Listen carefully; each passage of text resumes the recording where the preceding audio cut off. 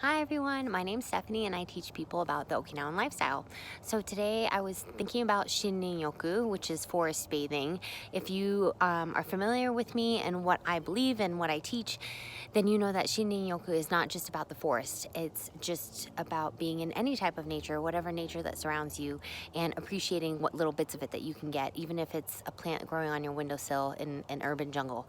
The point is that it's really vital for us to be in touch with growth and death and all the different seasons or some parts of nature that remind us that we're the same as all the things that are coming from this earth, right? So today I wanted to talk about differentiated instruction because that's something that I shared in regards to early childhood. My background's in early childhood, it's my passion. So differentiated instruction is teaching lingo for when you teach to different levels in a classroom. So old school, maybe one room schoolhouse days, a teacher could just like speak to one group of kids. The numbers were smaller and the needs were kind of relatively similar.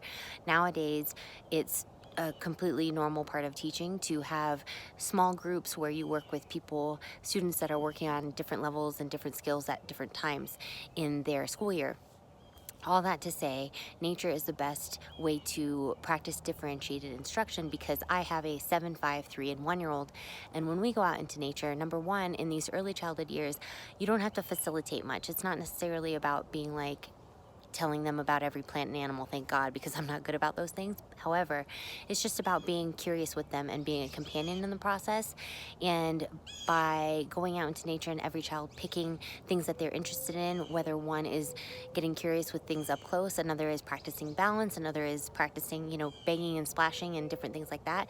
Everyone is seeking out their interests, and in turn, it adds to so much more learning and more engagement and memories that really use the whole brain for children. That's just one of the many million reasons why I am a huge advocate of using nature to teach your children. And for me personally, with the kids' ages that I just mentioned, outsourcing my motherhood to Mother Earth is the smartest thing that I can do any day of the week.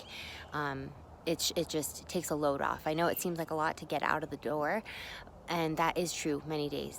But I never regret going outside, even on the days that things went terribly. I'm like, it's another badge earned. It's another thing that I did that I could have been very fearful of. And it's just a small act of bravery that you can do, even if that's just going outside for fresh air.